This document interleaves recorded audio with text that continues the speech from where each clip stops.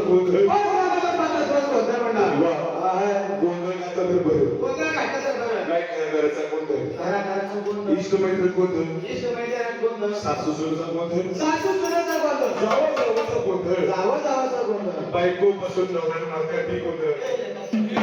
काय ती कशा गोंधळ आहे? ती गोंधळ म्हणतात. कसा म्हणतात? शेजार शेजार घर असतात, शेजारच्या घर असतात. शेजारचा भाता संध्याकाळी दारूपुत्र झाला, आला माता माते जर भांडण जर झाली, लागलं शेजारची माणसं का निर्माण आहे, काम कर. या माता मातांचं दर सुरू झालं. तरच ते गोंधळ आहे. गोंधळ घातला पैसे गोंधळ घातला पाहिजे. वैभव म्हणजे या पहिले प्रथम देवाला काय लागते या या पहिल्या प्रथम देवाला भाव लागतो भाव. आहे की भाव. हे 10 दुसरे भाऊ आहे. हा.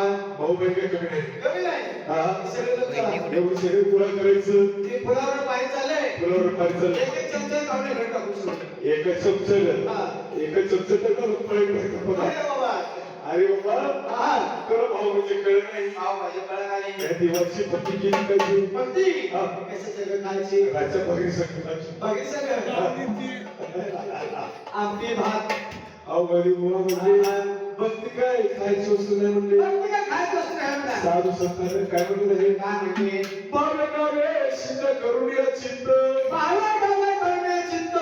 बावे गावे सिद्ध करुणीय चित्त, आणि कशी करू कशी नाही म्हणा. नाही म्हणा. बुवा, या देवाची भावभक्ती करून या देवाची मुक्ती केली पाहिजे. किती केली बरं तू? हो बुवा, या भक्ताच्या घरापाशी त्या मुक्तीचा अजिबात मागास नाही, असं काढून कसं नाही. सगळ्यांनाच नाही. हा. माझं शेत त्या मुक्ती शेत पादवता चुकरवतो. माझं वचन करतं. माझ्या घरामध्ये अशी शेळी होती. ही शेळी एखादी कसं खाऊ? हा कोणी बुवा, शेळी सरळ तर एवढी लय गावात पडेल. कधी बुवा शेळीचं दूध दूध दूध असं झालं आहे का बुवा? बरं, आले गेला नाश्ता करून राहिले. खाडे गेले तर मसरड झाले. वैकडे दिसले बुवा, शेळी कुठे लागेल म्हणा. शेळी कुत्रा पाहिली होती. मनुष्य बसले. मुक्तीच्या शेताजवळ शिरली. हाय.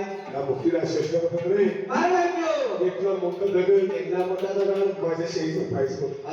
तेव्हापासून शेळी. दूध द्यायची पण झाली. हाय. बरोबर बुवा, ती कविता मुक्तीचा जीवन कव्यास नाही.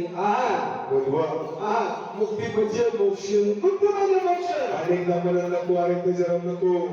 पण या विषयाच्या कपेला पुण्या प्रकारात मारून पोहोचली. सांगितलं मला आलो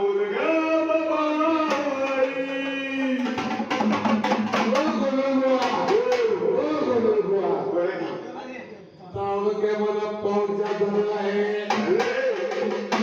ओला दुष्काळ पडलेला आहे. मला दुष्काळ पडलेला आहे. त्या दुष्काळासाठी तुम्ही काय तर नियोजन करा. म्हणजे घरात ठेव. तुम्हाला दुष्काळ गेला आहे. दुष्काळ पडलेला आहे. त्याच्यावर तुम्ही काय तर बोलावं.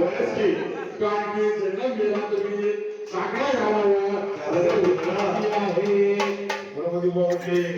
या देवाला कुठल्या प्रकारे हातला तुम्ही म्हणला, सांगितलं म्हणला काय म्हणजे? आणि